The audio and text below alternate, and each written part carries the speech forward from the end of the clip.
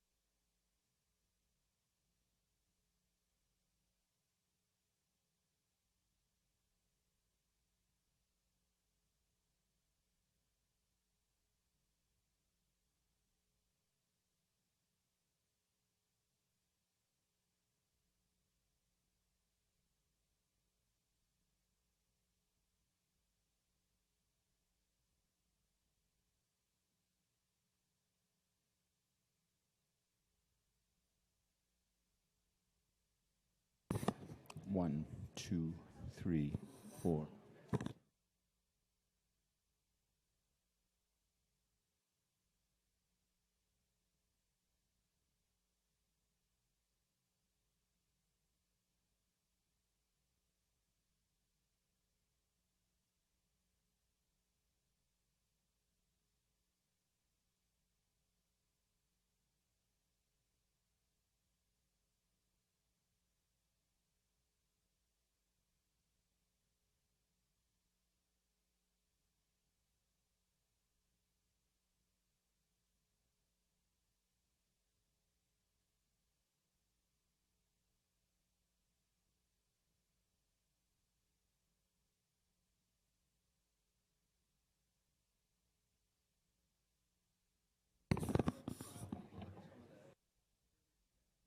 Din, dva, tri, ča.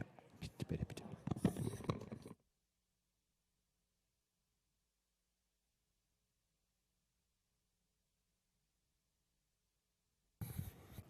Testing 2318 Rayburn. Testing 1 2 3 4. Testing 1 2 3 4. Check.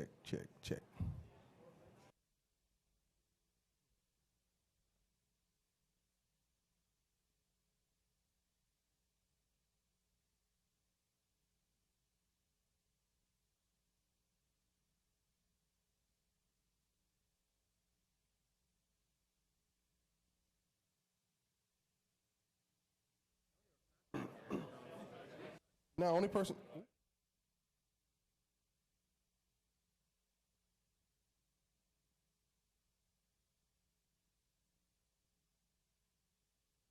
Testing 1 2 3 4. Testing 1 2 3 4. Check. Testing. You think it's that? Yeah. Testing 1 2 3 4. 2318 Rayburn, November 2nd, 2005. Melodious sounds.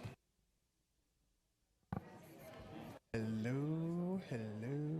Testing 1 2 3 4 5 6 7 8 9 10 11 12 13 14 15 16 17 18 19 20. 1, 2, 3, 4, 5, 6, 7, 8, 9, 10, 11, 12, 13, 14, 15, 16, 17, 18, 19, 20. 21, 22, 23. Looks that way. Oh, I didn't do something either.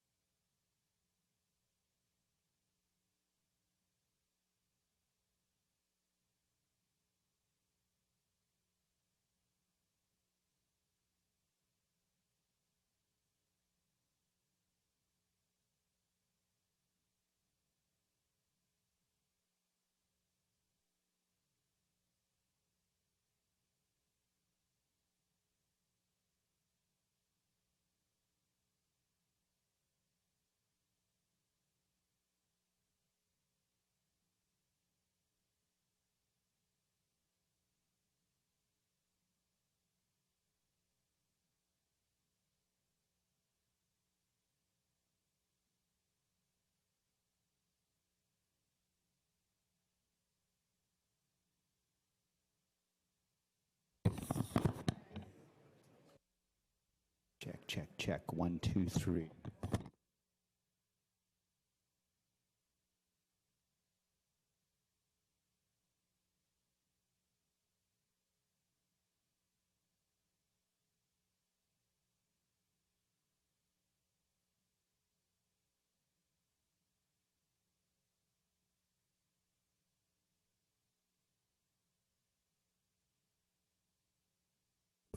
Testing 1, 2, 3, 4, 2318 Rayburn. Testing 1, 2, 3, 4. Okay.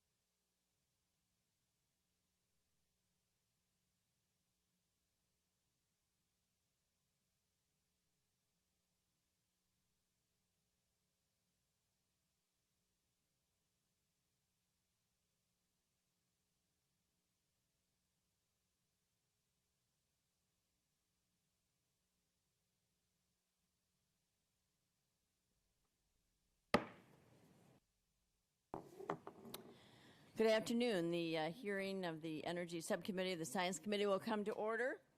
I will recognize myself for an opening statement for 5 minutes.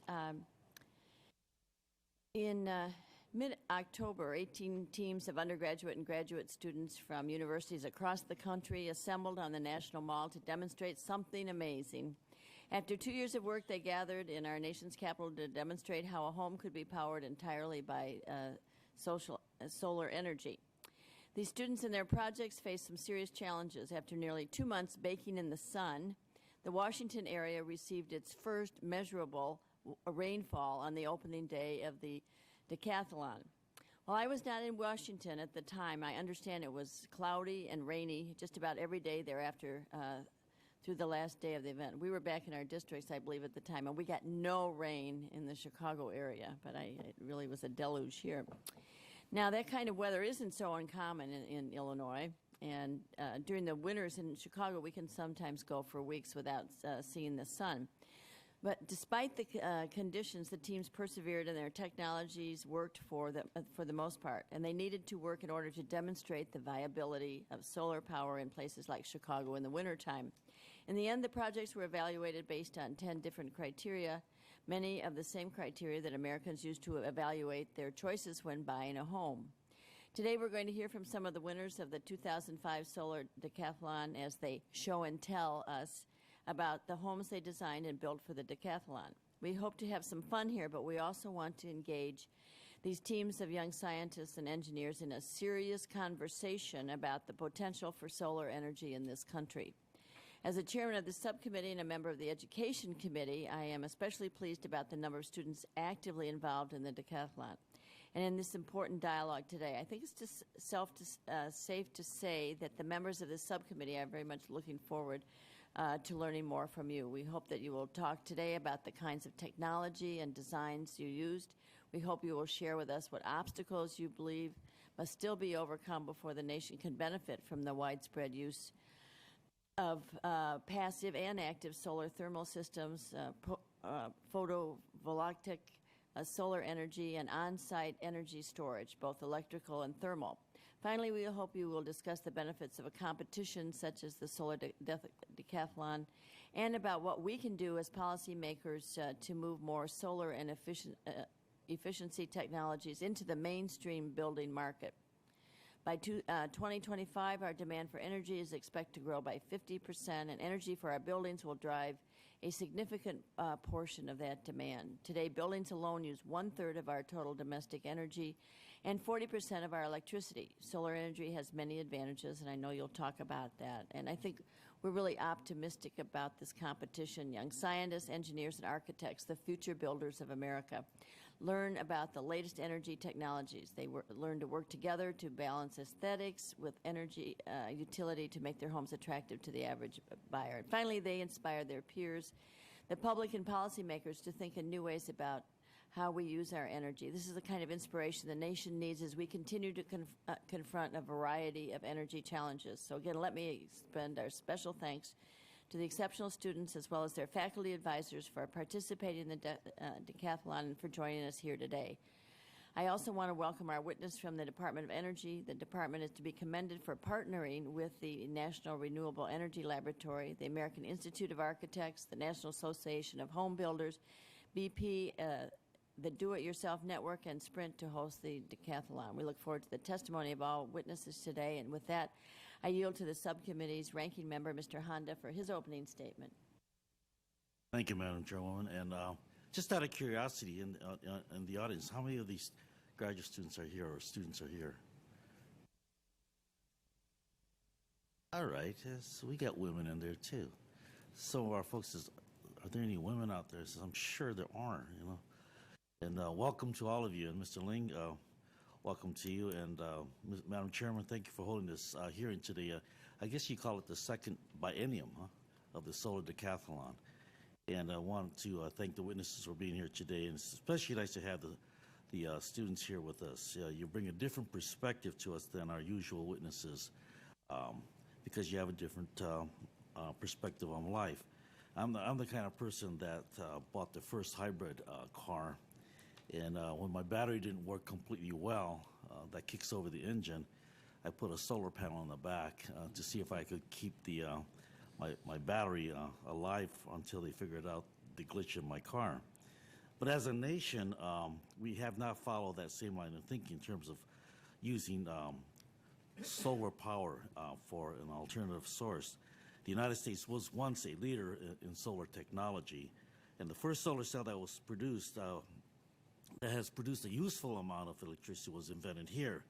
But the last year, only 11% of the photovoltaic generating capacity was manufactured here in this country, and our track record at installing solar generating capacity is equally poor.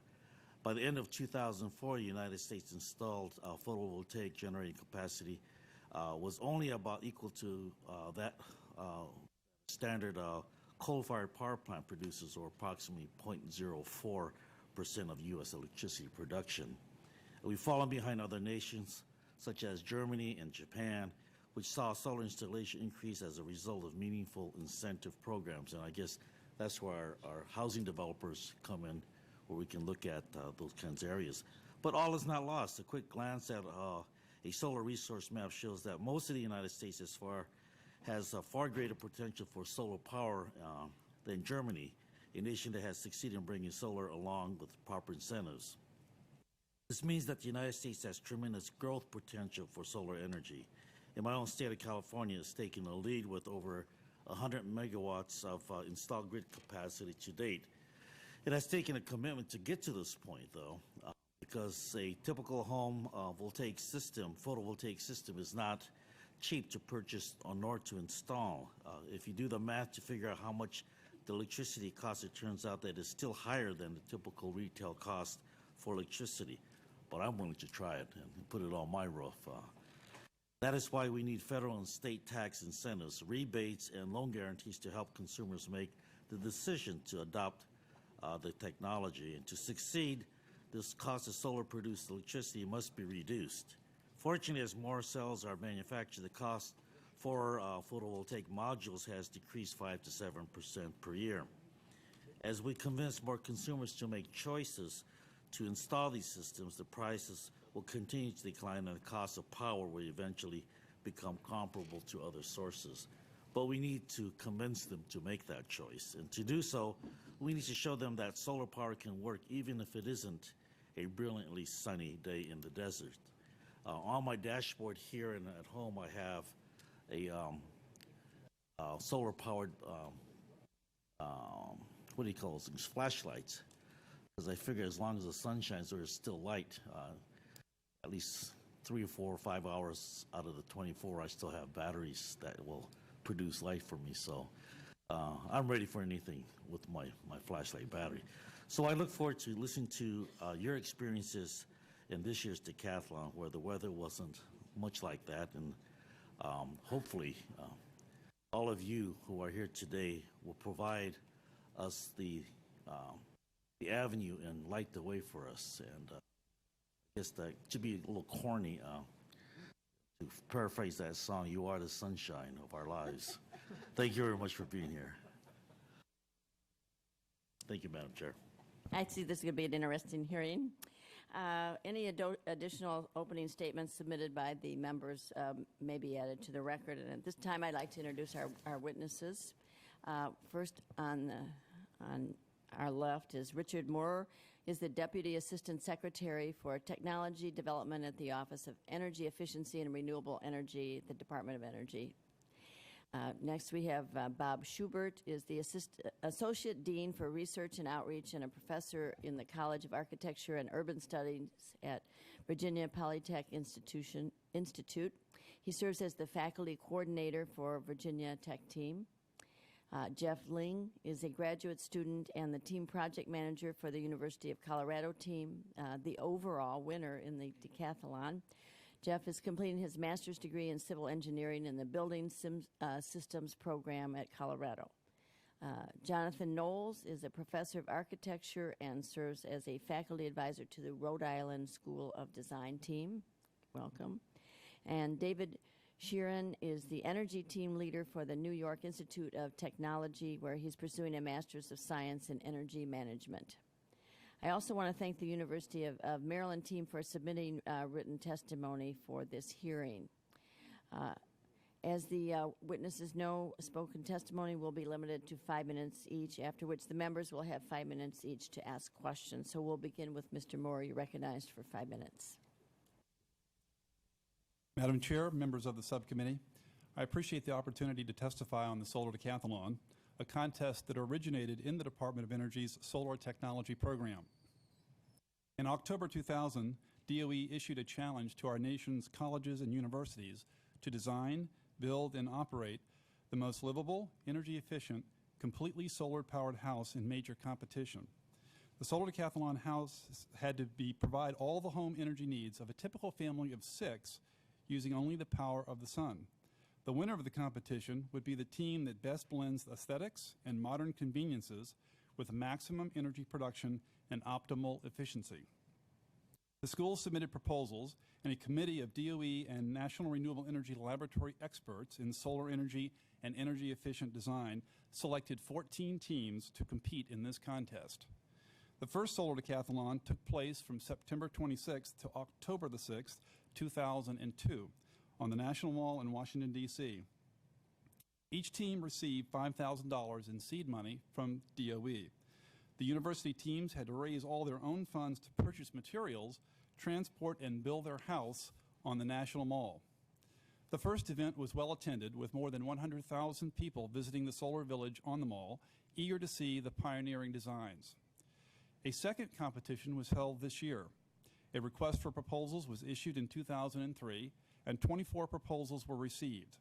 20 teams were selected, and each entrant then had 2 years to assemble a multidisciplinary team, raise all the necessary funding, select and procure materials, and design and build their house on campus before transporting it to Washington, D.C.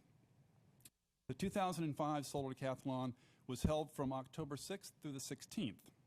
This year's designs had clearly improved over the 2002 designs. The attention to architectural detail, soundness of structural engineering, and integration of energy systems surpassed expectations and generated excitement to the over 120,000 visitors who walked through the village and toured the homes. The University of Colorado repeated as the overall winner this year, followed by Cornell University in second place and California Polytech State University finishing third.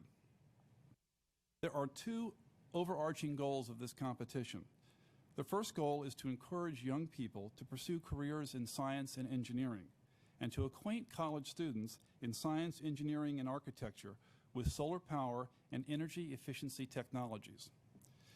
The contest encourages participating students to think creatively about the way we use our energy and to explore the benefits of using renewable energy and energy-efficient technologies to help maintain our lifestyles.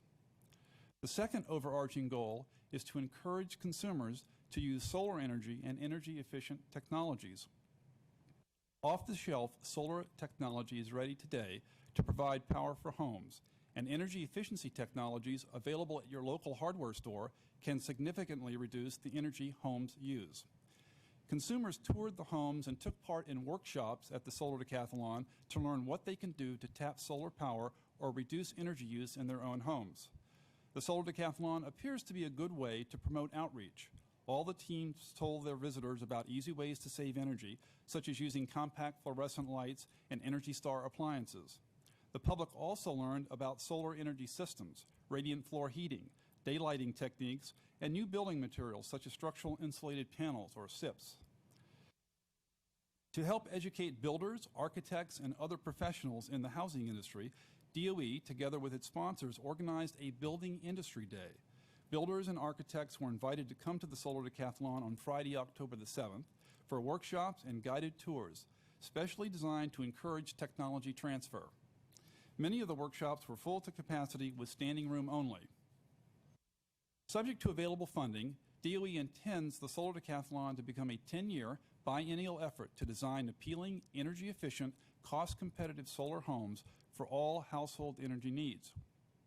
In addition, we hope to encourage a fully developed and refined set of design and cost specifications for the houses, an industry better prepared to produce and build similar designs, and an educated public ready to accept them. Based on lessons learned, DOE is going to make three major improvements to the Decathlon. First, tie the competition more closely to DOE's solar program goals by placing greater emphasis on systems integration and cost effectiveness. Second, to improve public outreach to communicate the benefits of these technologies to a wider audience. And third, to provide increased federal funding to enable the teams to design and develop more cost-competitive structures. Madam Chair, that completes my prepared statement, and I would be happy to answer any questions the subcommittee might have. Thank you very much. And we'll move next to Mr. Schubert for 5 minutes. You're recognized.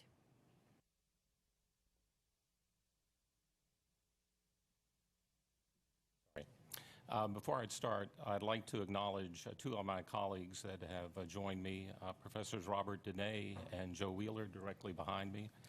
This is part of the core team, faculty advisors, that produced this project.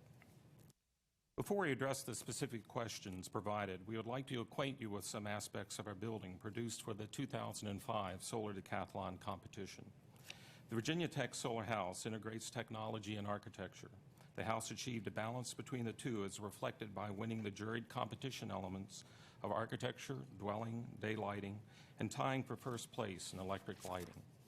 Some of the key features included an efficient plan. The house is comprised of a small 580 square foot rectangular plan wrapped on three sides with a translucent skin and covered with a hovering curved roof inclined towards the sun. A floating roof. The particular shape of the roof, a lightweight stressed skin, folded plate filled with foam insulation, is designed to set the solar panels at an optimum angle for energy collection and integrates the panels into the roof form. The north core module. A thick linear core defines a massive north wall and houses the batteries, electrical, and mechanical equipment, and serves functions such as the kitchen, laundry, storage, and closets. Constructed of expanded polystyrene panels that are lightweight, easily assembled, and yield a high insulation value, this module could be manufactured separately and utilized in many applications. A translucent wall assembly. 2 layers of aerogel-filled polycarbonate panels transmit beautiful diffuse light while delivering an extremely high insulation value. There will be no need for electric lights from sunrise to sunset. A tunable wall. Between the polycarbonate panels are three systems. A pair of reflective and absorptive motorized shades allow user control of light and heat transmission. Linear actuated vents, top and bottom, provide ventilation for further thermal control. And dimmer-controlled LED lights allow the user to make the wall any color, no paint required. Innovative engineered systems. Our energy-efficient ground source heat pumps, powered by the solar electric panels, provide environmental conditioning in the form of heating and cooling while delivering heat through a radiant floor that offers the best in terms of efficiency and quality. There is little air noise or movement in the ambient temperature and can be kept lower, saving energy. Transportation. A low-buoy chassis serving as the floor and foundation structure was designed to receive a detachable gooseneck and rear axles for transport. A truss on each side of the 48-foot span resists deflection while in transit and rotates down 90 degrees to create a deck surrounding the house when stationary. Now I'd like to respond to the questions that were provided. Some of the main technical and other barriers to greater use of solar energy are inertia of public perception towards the status quo, perception of increased complexity of new systems versus conventional systems, conservatism of building industry and their aversity to risk, cost, time of return on investment, and there are few new architectural ideas relative to new technology. Some suggestions for what might be done to overcome those barriers are increased incentives for solar installations, such as tax and mortgage incentives, low-interest loans, and utility credits. Create a national awards program for solar design. Encourage numerous and repetitive small-scale applications. Regional centers that promote the use of solar energy, similar to agricultural extension programs, working in conjunction with state energy offices. Require utilities to generate a percentage of power from solar energy. Federal energy subsidies redirected to encourage a higher percentage of renewable energy. In addition to a week-long competition on the mall, recreate the solar village for a longer period in an expo type of forum. The Solar Decathlon competition is an effective means to see the potentials of solar energy in the public consciousness. It touches people from all walks of life and from diverse and economic and social backgrounds.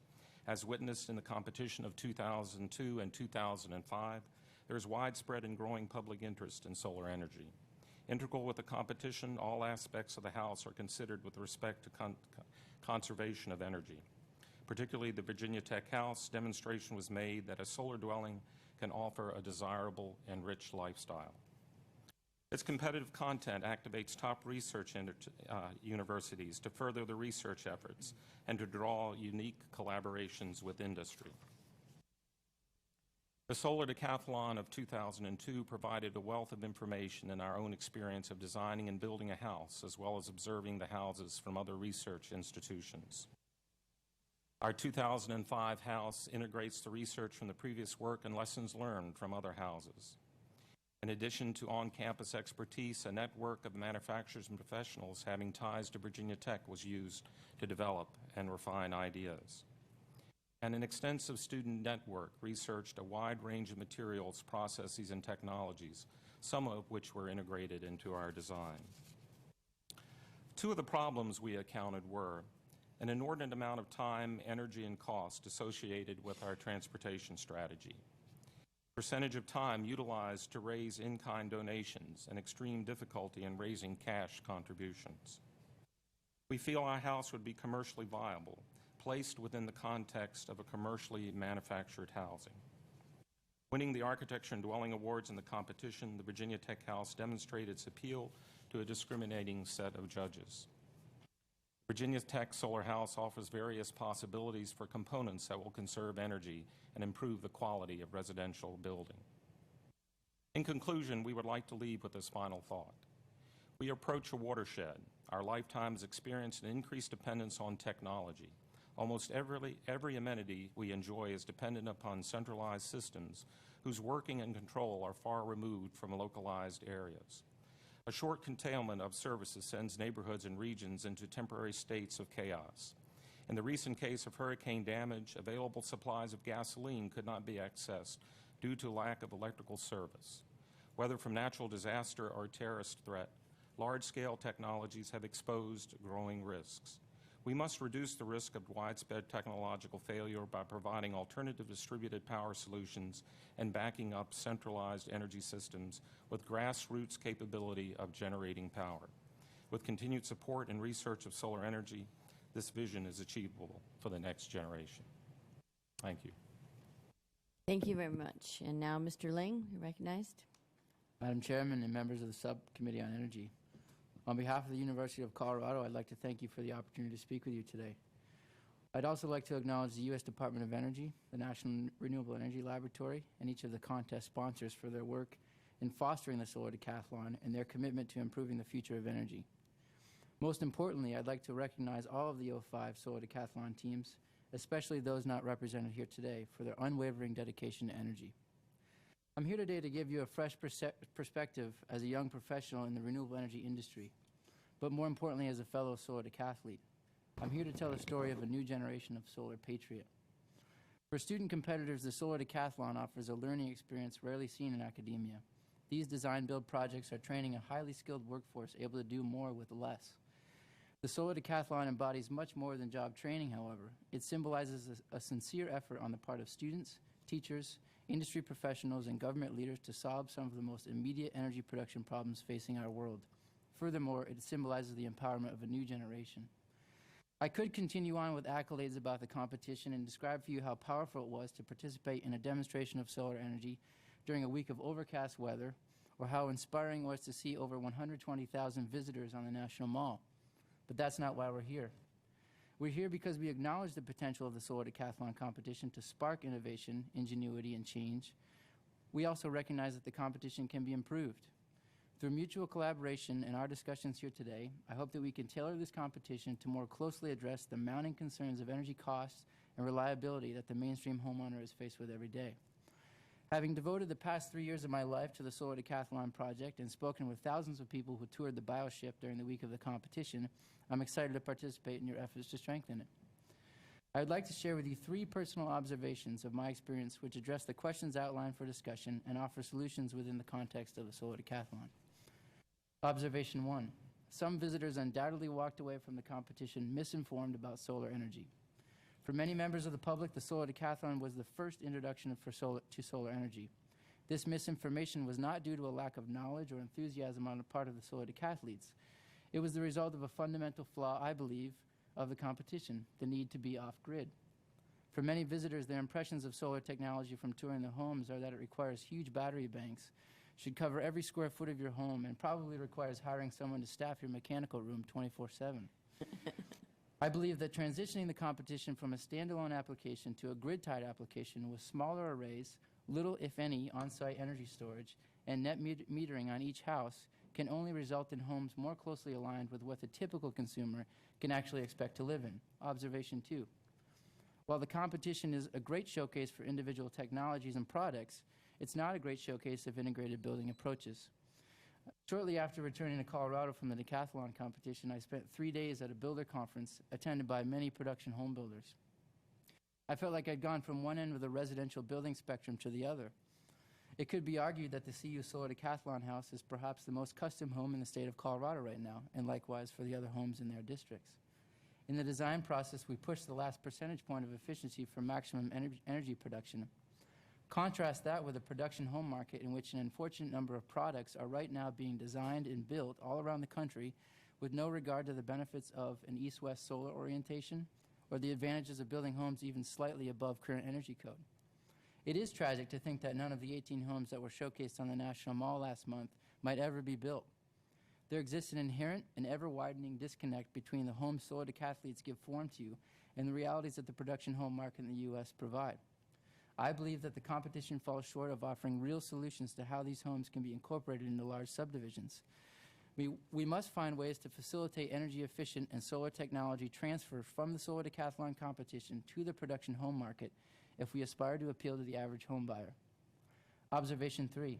The true economic viability of each home is not well understood. Perhaps the biggest surprise for me was through this entire process was how much of my time was consumed in fundraising. There was a talk of pulling the plug this spring and a very real concern that the defending champions would not be able to compete due to lack of funding. The CU Solar Decathlon team's budget for 2005 was $500,000.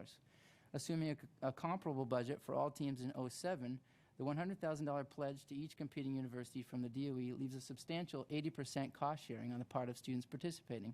That level of fundraising can distort design. Alleviating the burden of fundraising would have several positive ramifications. It would increase the quality of each design. It would ensure a more objective approach to showcasing only the best technologies, and it would provide a means for accurate accounting of the true retail cost of each home. The Solar Decathlon must not be perceived as a novelty or a political distraction. It must play a supporting role in creating a new future of energy if we are to achieve what Richard Nixon was referring to in 1973 when he said, "Let us set as our national goal, in the spirit of Apollo, with the determination of the Manhattan Project, that by the end of the decade we will have developed the potential to meet our own energy needs without depending upon foreign energy sources." 30 years later, we can all agree we didn't make it. But why didn't we make it? We didn't get to the moon by encouraging college students to build bottle rockets on the National Mall. Achieving energy dependence will take much more than just collaborative efforts on the part of students, builders, researchers, and policymakers to bring to fruition.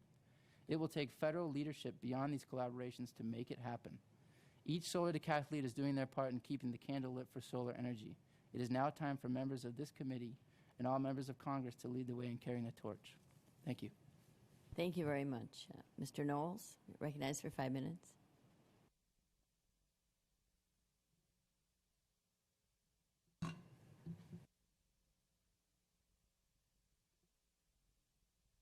Thank you, Madam Chairwoman, and members of the committee. We're very pleased to be here today. I am joined with my testimony with Christina Zancani, who is a Bachelor of Architect candidate for 2006, and William Thomas of Arden Engineering, who was our mechanical consultant and contractor for the project.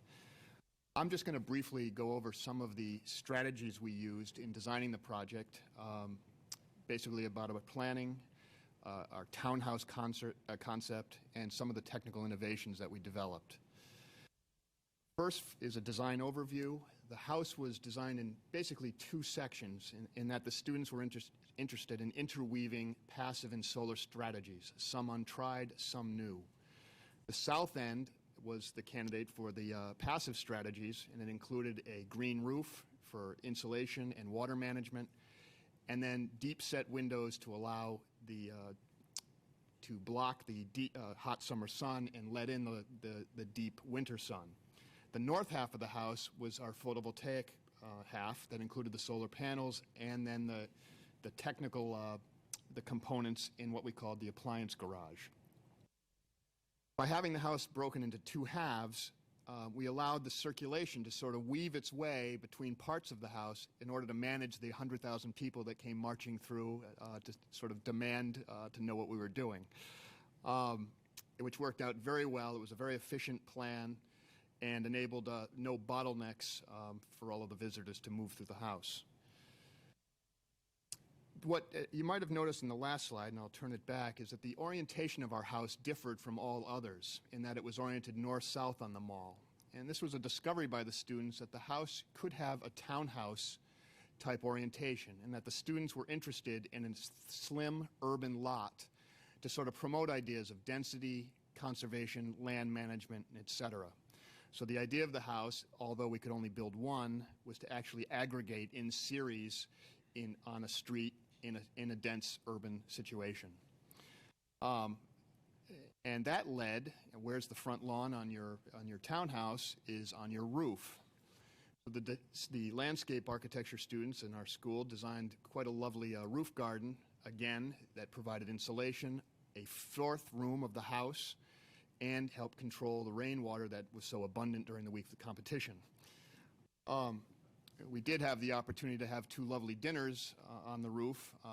We hoped to score points with the jury for that, but that didn't work. But we got the dinners nonetheless. I'm describing all of these ideas because they intertwine. To buy the real estate for the roof garden, we had to make a much smaller system than we had originally anticipated. So we essentially have 24 Sanyo 190-watt panels for a total of 4.6 kilowatts of energy. And we designed the system with 16 batteries for 4 days of storage. This idea was explored, or for the economy of the panels. 24 panels are a lot less expensive than many more, which made great sound strategy in Providence, but was horrible strategy here in Washington during the deluge. So our project conked out promptly on Wednesday night, the 4 days that we had the storage. Another way to buy the real estate of a smaller solar system to keep the cost down is we developed a louver system.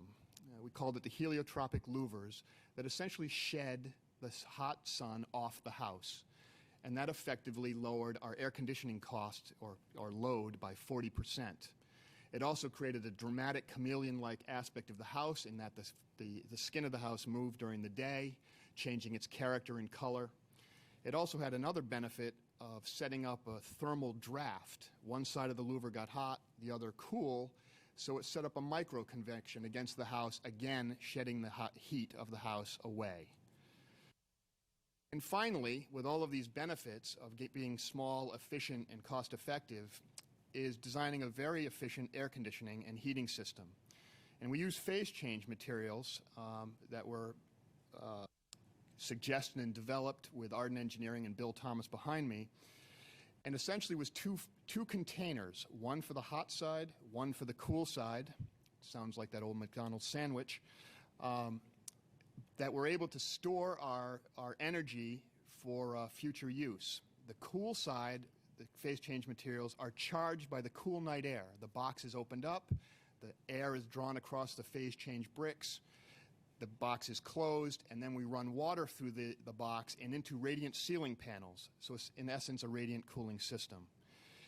In the winter, we use the hot water panels on the roof to provide us with hot water. That, again, charges the hot box, shown on your right. And again, water is run through the hot box, through the radiant ceiling panels, same tubes to create radiant heating. With this system, we again reduced our costs, since essentially the only thing that's moving the water is small pumps that take very little energy. So we essentially have no chiller. So all of these ideas were interwoven for efficiency and cost and for the size of the house. And I just want to show briefly some of the best of photographs of the construction of the project, and in conclusion, thank the many students who devoted 2 years of their lives working and constructing this house on the mall. Thank you very much. Thank you. And now, Mr. Sheeran, you're recognized for 5 minutes. Thank you, Chairman Biggert, and distinguished members of the Energy Subcommittee. It is a great honor to present the New York Institute of Technologies and the U.S. Merchant Marine Academy's Solar Decathlon project. I would like to introduce Heather Korb, lead architect from NYIT, and Greg Sachs, lead engineer from the Merchant Marine Academy, sitting just behind me. For the past 2 years, we've been working on an extraordinary project, an advanced solar hydrogen home. Our progress has been realized through extensive interdisciplinary efforts of students, faculty, and staff. We strongly believe that solar energy, renewable hydrogen, and sustainable design offer a future of true energy independence, a clean environment, and a greatly enhanced civilization. Next slide, please.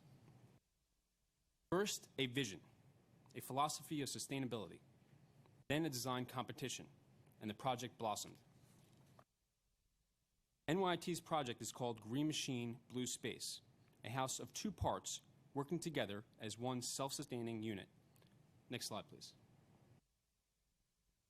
Green Machine is a modified shipping container that houses the mechanics of life, including a kitchen, a bathroom, roof garden for food production, solar water heating, and hydrogen production and storage. Containers are found everywhere, and we consider them a pre-made space, structurally sound and easily transported by truck, rail, air, and sea. Next slide, please. Blue Space is a site-specific design that emphasizes sustainability and minimizes the energy loads through material selection, passive solar strategies, and natural ventilation. Furniture in the living space is designed as microenvironments to help minimize the use of mechanical heating, cooling, and lighting. Next slide, please. So the power systems. Solar panels provide the primary source of energy by converting sunlight into electricity and sending it to the house loads. Surplus energy from the solar panels is sent to an electrolyzer that produces hydrogen gas from water. When there is no sunlight, the fuel cell converts the hydrogen gas back into electricity to power the house. Next slide, please. This is a quiet and clean process. The fuel cell byproducts are water and heat, and the water is used again and converted back into hydrogen. Next slide, please. We view this as a vital demonstration project. Applying these technologies will help determine how to achieve further advances. This system portends a new energy paradigm based on distributed generation, inherently stronger than the fragile, centralized system of today. We believe that hydrogen can replace fossil fuels. To specifically address the subcommittee's questions, in general, solar energy equipment today does an excellent job of powering a home, as demonstrated with the solar decathlon entries and many homes across the country. However, there are barriers to overcome before mass adoption, including lack of public awareness about the benefits of solar energy and the true costs of the current fossil fuel-based system to the environment and national security, the high cost and short supply of solar panels and raw materials, the inconsistency and uncertainty of government incentives for homeowners and developers, lack of training for engineers, construction workers, architects, and business people. The mounting energy crisis and technological advances have industry, academia, and the government looking to develop hydrogen fuel cells as a viable alternative to fossil fuels. Current barriers to greater use of hydrogen include lack of public awareness about the capabilities, safety, and benefits of hydrogen, the need to improve fuel cell, electrolyzer, and energy storage technologies by decreasing costs and improving efficiency, integration, and lifespan of the equipment. The government is supporting development of solar and hydrogen technologies.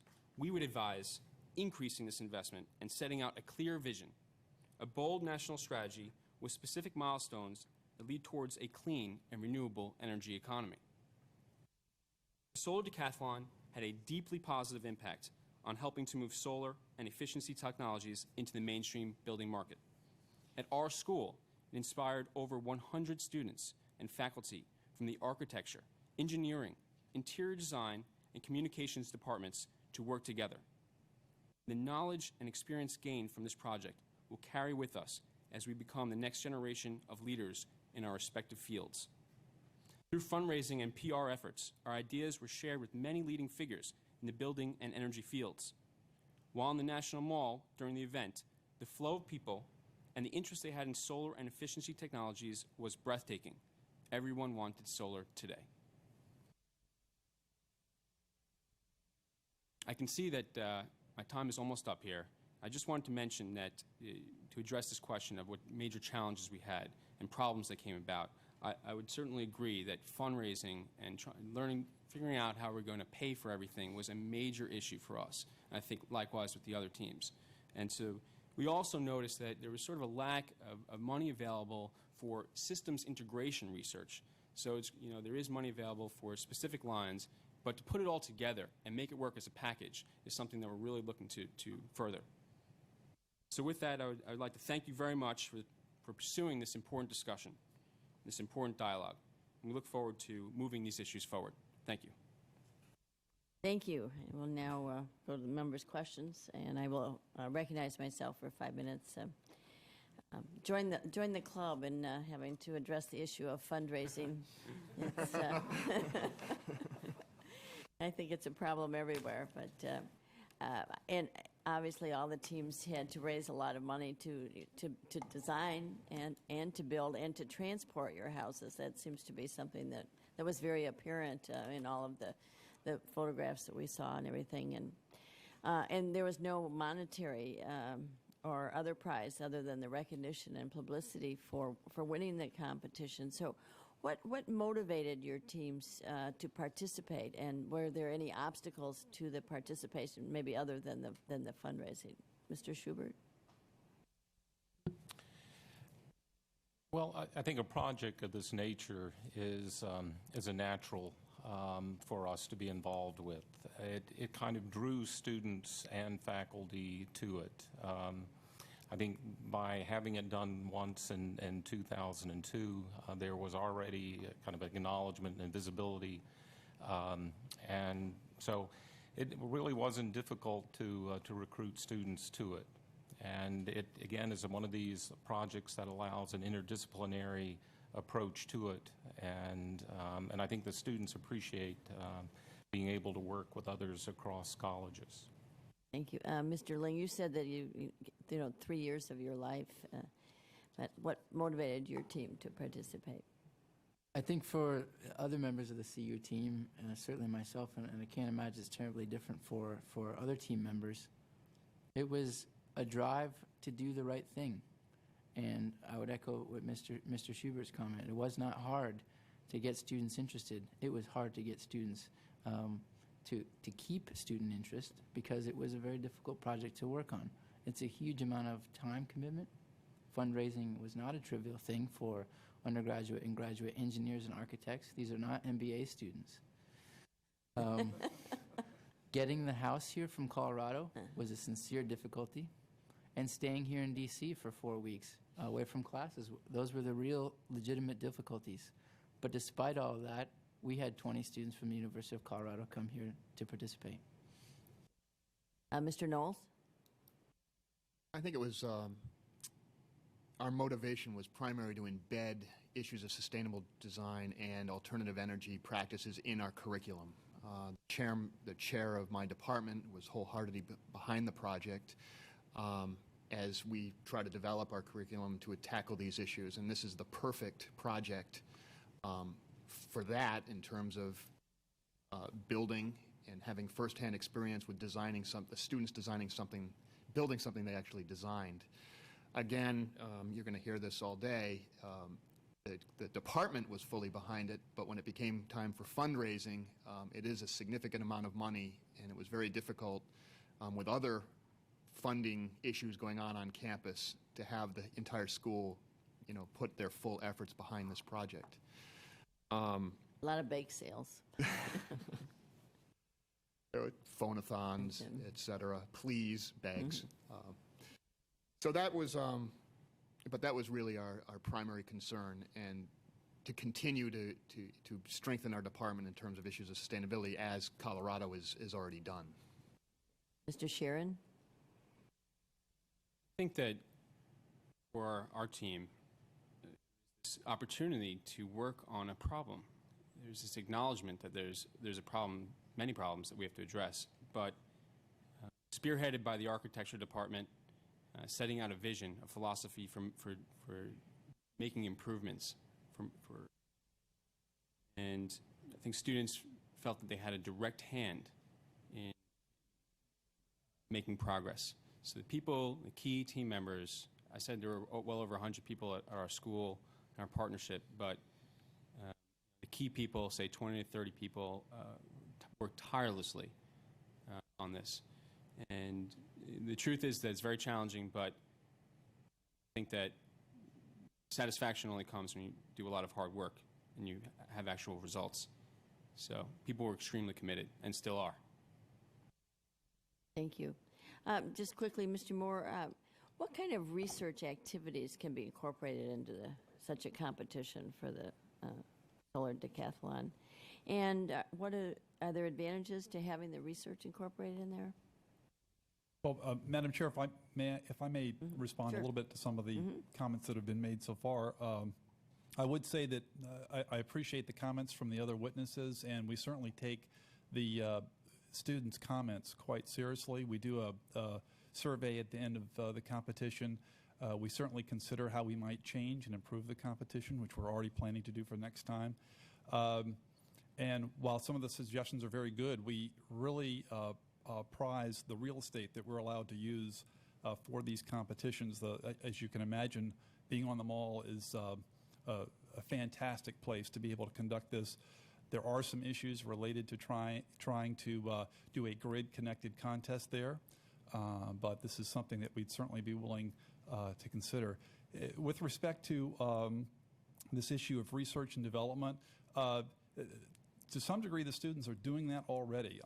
I would tell you that a huge benefit out of this competition is the integration that begins to happen between the work that goes on in things like photovoltaic research and development, and actually how do you integrate that into building design.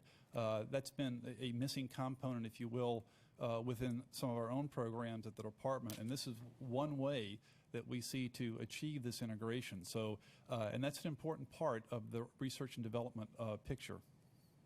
Thank you. My time's expired. The gentleman from California, Mr. Honda. Thank you, Madam Chair. And I guess, Mr. Moore, you answered a couple of the concerns that Mr. Ling had brought up as far as his three observations, and I think that they're well thought out, and they're probably issues that we should be looking at in the future. To Mr. Ling, I just want to let you know that Congressman Udall would have been here, but he's still en route coming back from Colorado, so I just wanted to make sure you knew that. Your comments about east-west orientation, it sounded a little like feng shui, you know? And that's just a comment. You don't need to respond. But I am curious to, my sense is that you raised somewhere between $200,000, $400,000 to have this project completed and brought over here, and we made some, light remarks about fundraising. But where does your money come from? And I was just curious, did it come from developers or any other sources that made some sense? And then once your projects are completed, what do you do with it? Do you auction it off? You sell it to some rich guy that maybe can reimburse you for your costs, or it's like 4-H, you get it back. And I also appreciated your comment about being a solar patriot. I think that that's a term we may want to coin because, being a hydrocarbon man for decades, I'm prepared to be a solar patriot. So, if you would mind answering that question, Mr. Ling, and then to the rest of the witnesses, I heard some barriers mentioned. What are some of the strategies that could be applied to solving the problems so that the university level students can really pitch in and be worried about coming up with ideas rather than worrying about spending time raising money? Being an elementary school principal, we spent a lot of time raising money selling cookies and jewelry to send kids to science camp. But when we invested in our students through the district office and through our monies, we found that students were able to concentrate more on their studies than anything else. So I'd appreciate some response, starting with Mr. Ling. Yes, thank you, Mr. Honda. I won't hold it against Congressman Udall for not being here. I'll let him know. First, to answer your question, where did the funding come from? For our project, it came from a number of different sources. About 10 months ago, we entered into a contract with a developer in Colorado for the pre-sale of the home, and that was about a third of our budget. The rest of our funding came from organizations such as the Home Builders Association, who is our single largest cash sponsor, private sponsors, but over half of our funding was in-kind donations. And is my feeling that if students had, if everyone had the same project funding level in cash, and teams were asked to purchase the best products on the market, not the ones that they could get donated, that we would see very different homes. And I think that really does drive design more than any of us would like to admit. Fundraising was an enormous obstacle. What will happen to our house after? It's come back to the CU campus, where it will be used for outreach and education for the next 8 months. And then it will go to Prospect Newtown in Longmont, Colorado, which will be its final location. It'll be engaged in a long-term instrumentation and monitoring effort by the National Renewable Energy Lab, and then it will eventually be sold. Someone will actually live in this house. For some people touring the house, they thought that was quite incredible, but it will be occupied. Just a quick question for all of you. I noticed in the photos that the solar panels that were used appeared to be the old style where it's all fixed and it's pretty heavy.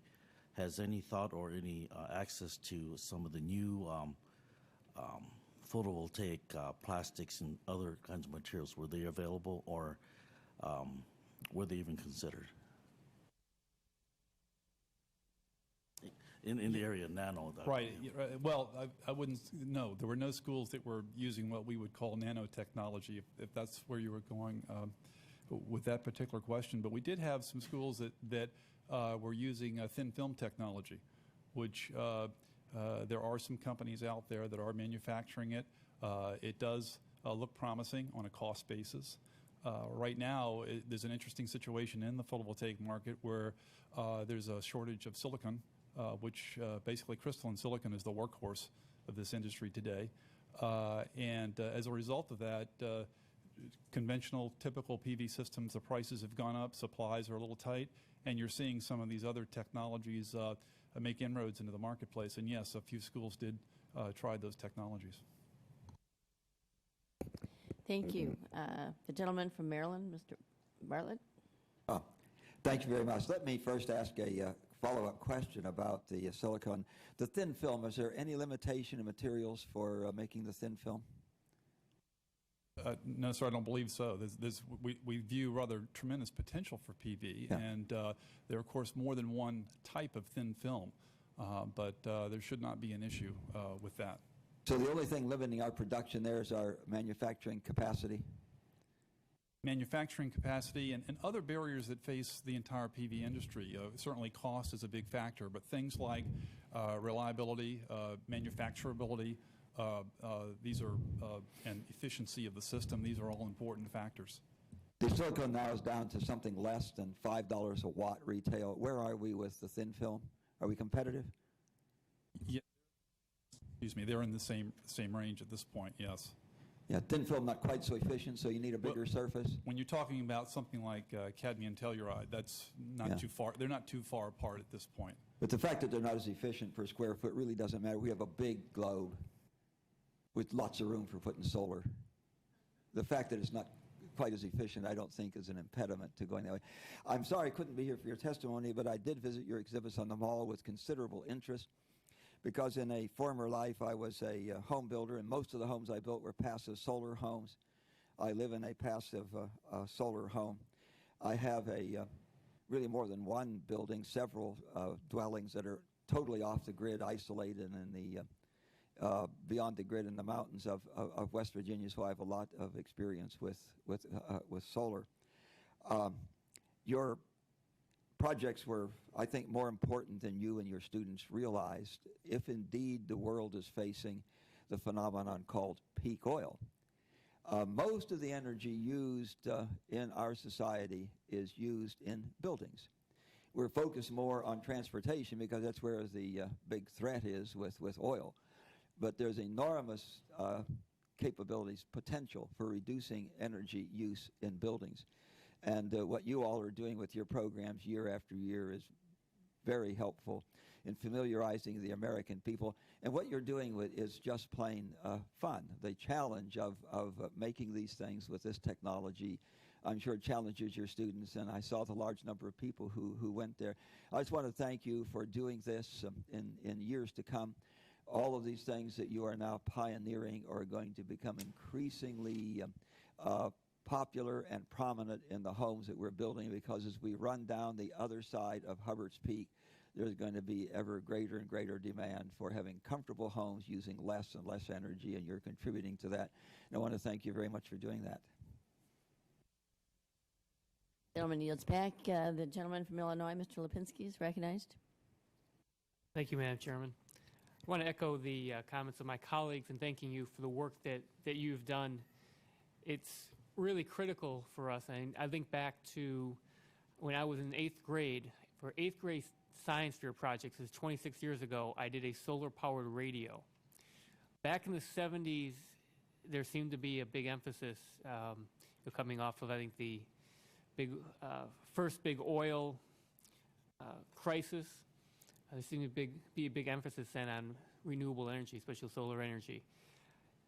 Today, my question really is, it's great to see everything that you've done in the Solar Decathlon and what can be done, but where are we really with moving forward with really starting to see these implemented on a large-scale basis?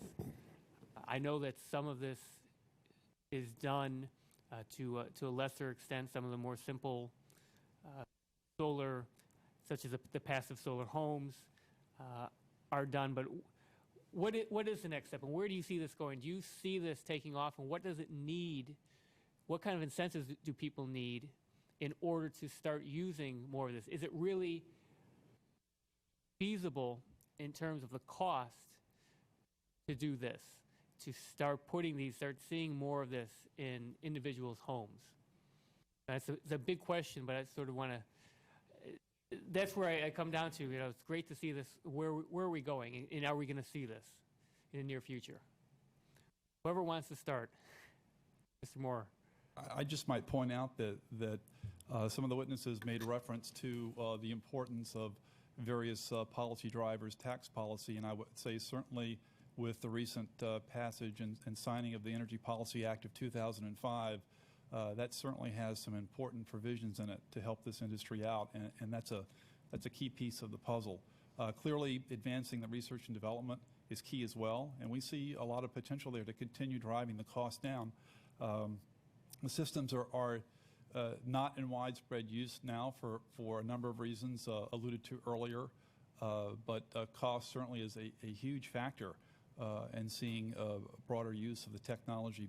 But that's something that has come down quite dramatically in the last several decades and continues to drop as we continue to work on the technology. And how much further do we have to go in order to? Is there any sense of how long it's going to take? I know for each different, there's so many different aspects of each of these homes, but what do you see being sort of the first widespread usage? Which aspect of these homes? Well, I would speak to, just briefly, the solar. If we talk about solar panels and the use of solar, we're from New York, and specifically Long Island. The Long Island Power Authority, one of our main supporters, offers incentives.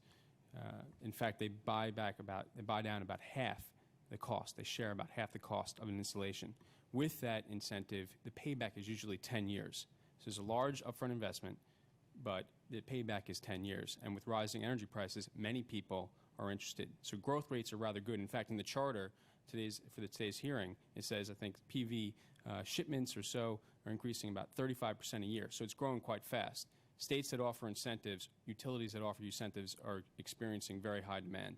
So I think growth is there right now. I'd just like to reinforce that point as an architect in the Northeast. Just personally, most New England states, New York included, offer very generous incentives, half price basically, whether it's a direct grant or a tax incentive to pay for half the system. But each state has different rules, and this is what I added in my testimony to answer to the questions. And I think the federal government could either advertise or streamline those rules to make the accessibility to the public much easier. For instance, NYSERDA in New York State is a large organization and difficult to penetrate. In Rhode Island, it's actually a small and very generous fund that's available that helped us out. So I think the federal government would have a role in sort of merging these programs nationwide and advertising that these are available to the public. And then I think it will take off.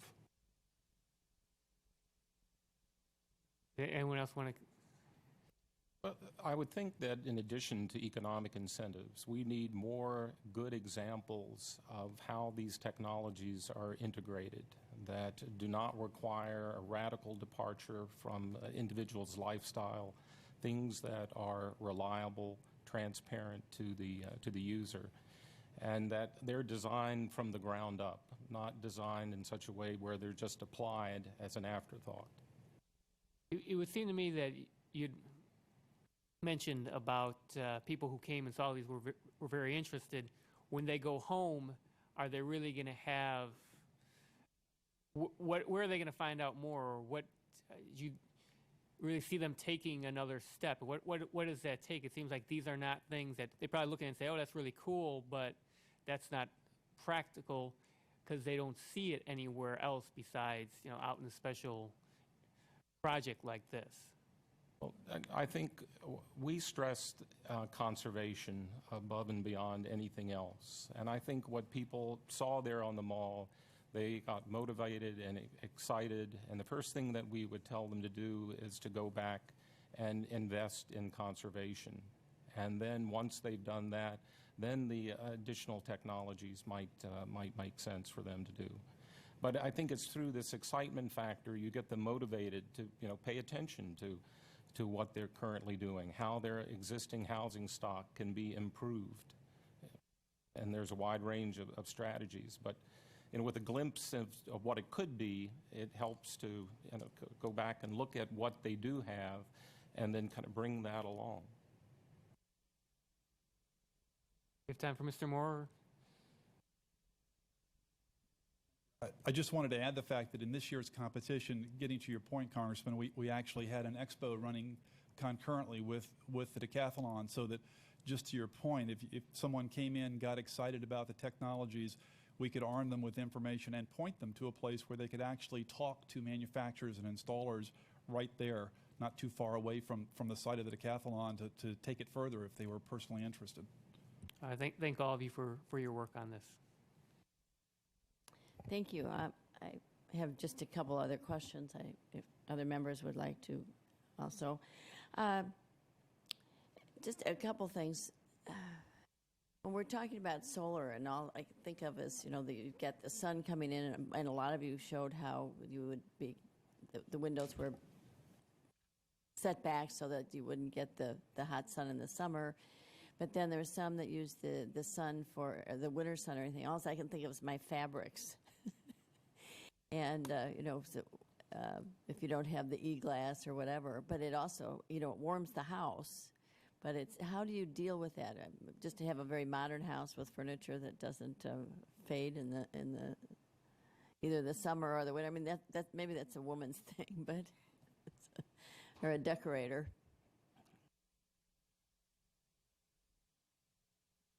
Nobody wants to tackle that? No, I'll take a stab. We intended to actually have some curtains in front of our large south-facing glass wall. That glass wall actually completely disappeared. It pivoted open, so the whole inside and outside were connected. But we never, with time, never got to that sort of that very simple. Talk about conservation strategy. Just robust curtains on the south windows that cuts the energy coming into the very simple means. That really isn't what I wanted to ask, but just talking about the transportation, it seemed like that was a real project, and the houses really had to be built to fit the size of a transport, or even though it might be in pieces, it still is limiting for this contest. And what was it, 800 square feet? About was that the maximum? How then would the type of houses that you built be used as a model for for a home that really would be a normal size, comparable to the average single family home? Would there be any changes from what you've designed?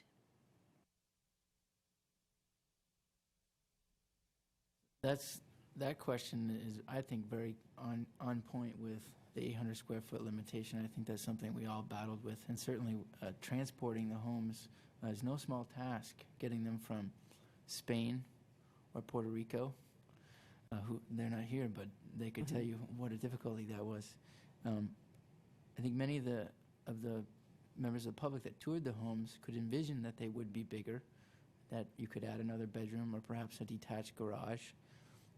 The NAHB, according to the NAHB, the average size of a new home purchase in the U.S. is now 2,200 square feet, so we're well under that with 800 square feet. For some families, that could be a problem. But it was my experience that members of the public saw the homes as a model and saw how they could be expanded in size. Mr. Schubert?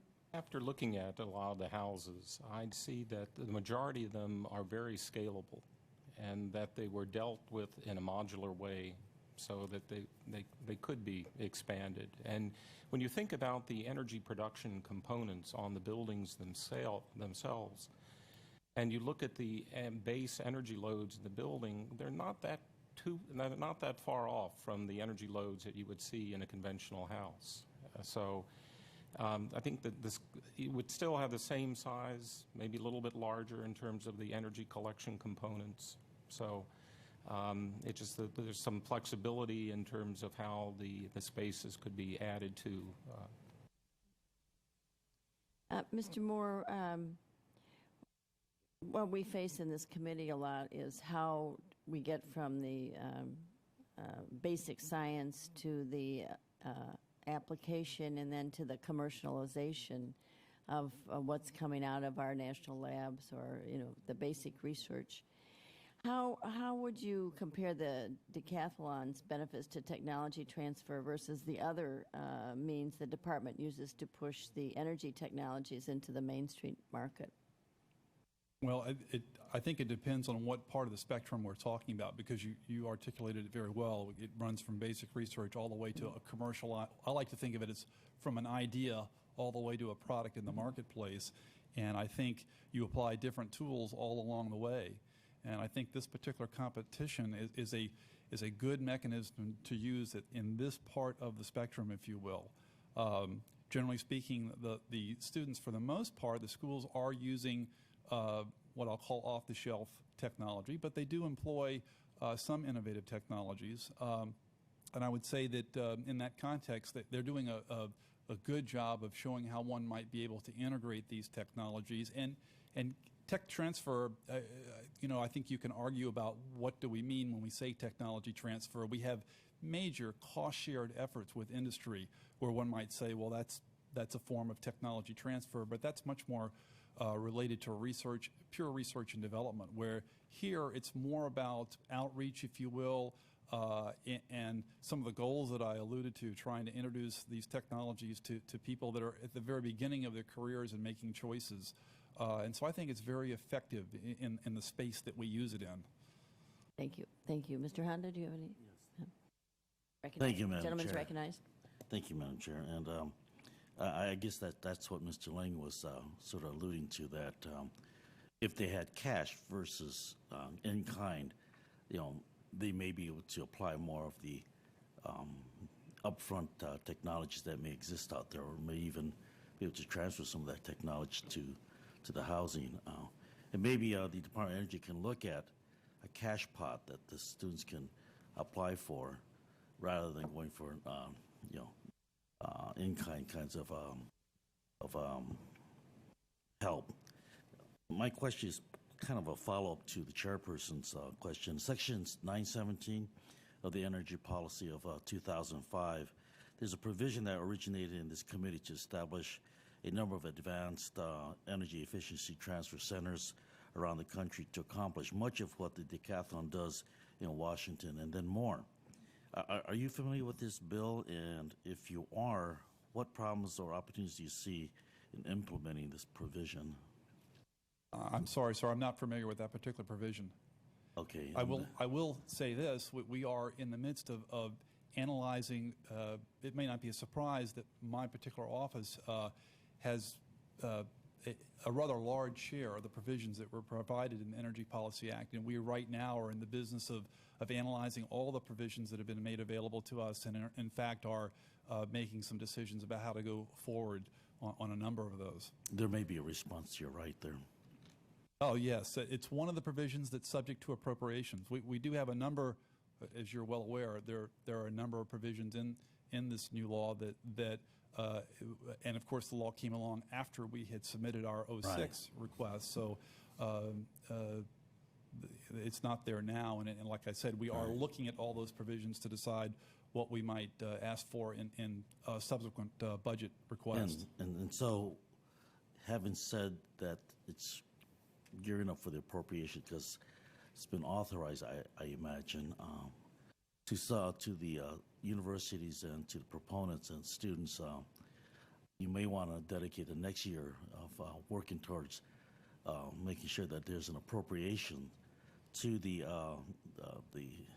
tech transfer and then see how some of this appropriations can be allocated towards the decathlon and its use, because it is highlighting this whole arena of alternative energy uses. And I suspect that a lot of your technology and a lot of your ideas can be used by groups like FEMA, where there's over 173,000 folks who are displaced from their homes who can use not only temporary housing, but modular housing that you may be able to come up with that will take advantage of solar power and make them part of the grid rather than just be dependent upon the grid.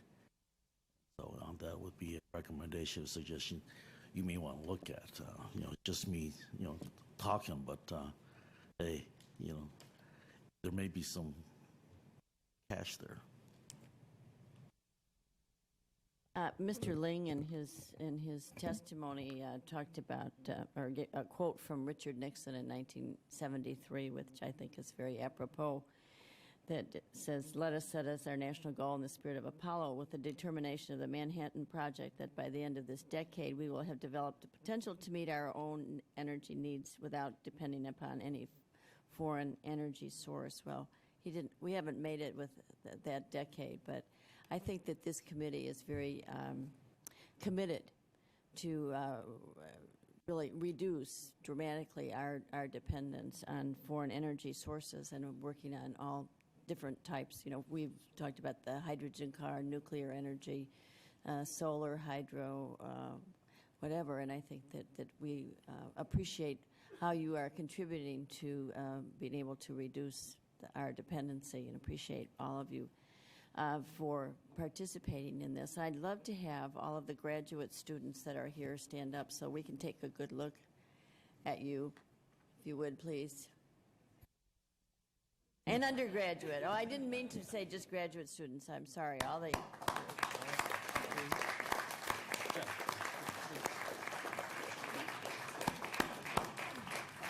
Well, we congratulate all of you for what you have accomplished. And I wanted to see your faces because I know we'll be probably seeing more of you in the years that come as you develop the energy sources that we need. And thank you for all that you have done. And I would like to thank the panelists for testifying before the subcommittee today. If there's no objection, the record will remain open for additional statements from the members, and for answers to any follow-up questions the subcommittee may ask the panelists. Without objection, so ordered, and this hearing is now adjourned.